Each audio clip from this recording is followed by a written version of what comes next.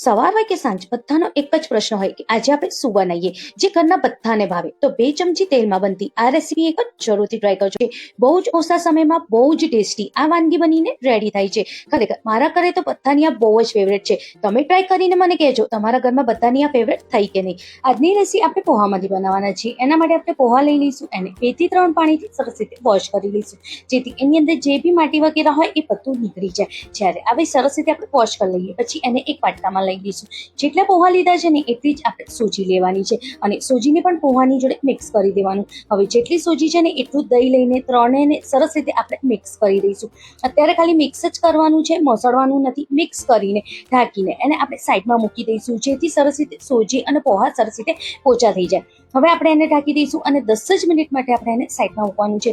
ત્યાં સુધી એક કાણાવાળી જાળી ઉપર સરસ રીતે આપણે તેલ લગાવી દેવાનું છે. સરખું તેલ લગાવવાનું, જેથી નાસ્તો નીચે ચોંટે નહીં. હવે 10 જ મિનિટમાં જે છે ને પોહા એકદમ સરસ પોચા પણ થઈ જાય છે અને સૂજી ફૂલી પણ જાય છે.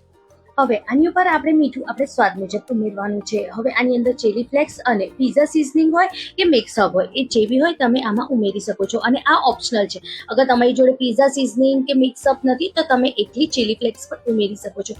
જેમ આપણે રોટલીના લોટને મસળીએ છીએ બસ એવી જ રીતે આપણે એને સરસ રીતે મસળવાનું છે, લગભગ 2 થી 2.5 મિનિટ માટે, જેથી જે લોટ છે એકદમ સરસ સોફ્ટ પણ થશે અને એકદમ સરસ લોટ બંધાઈને રેડી થઈ જશે.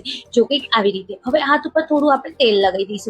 તેલ લગાવ્યા પછી નાના મોટા જે સાઈઝના આપણે નાસ્તો બનાવવાનો એ સાઈઝના આપણે થોડો ભાગ લઈ લઈશું અને હાથ ઉપર આવી રીતે મસળીને 2 હાથની વચ્ચે આવી રીતે દબાઈને ટિક્કીનો શેપ આપી દેવાનો છે.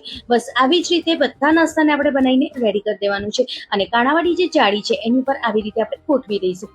બધાની વચ્ચે થોડી થોડી જગ્યા રાખવાની, જેથી જ્યારે આપણે એને બાફીએ તો એ ફૂલશે. હવે 10 મિનિટ માટે મીડિયમ ગેસ ઉપર એને સરસ રીતે આપણે બાફી લેવાનું છે. જ્યારે એકદમ સરસ બફાઈ જાય ને તો જો કંઈક ફૂલી પણ જાય. એમાં નથી આપણે ઈનો નાખ્યું કે નથી સોડા નાખી કે નથી બેકિંગ પાવડર નાખ્યું, એ વગર પણ એકદમ સોફ્ટ આપણું આ નાસ્તો બનીને રેડી થઈ જાય છે. એને વઘાર કરવા માટે આપણે એક તોડામાં થોડું તેલ લઈ લઈશું, એની અંદર રાઈ અને જીરું એડ કરીશું. હવે જે આપણે નાસ્તો બાફીને મૂક્યું છે એ એડ કરવાનું અને સરસ રીતે આપણે એને મિક્સ કરી દેવાનું.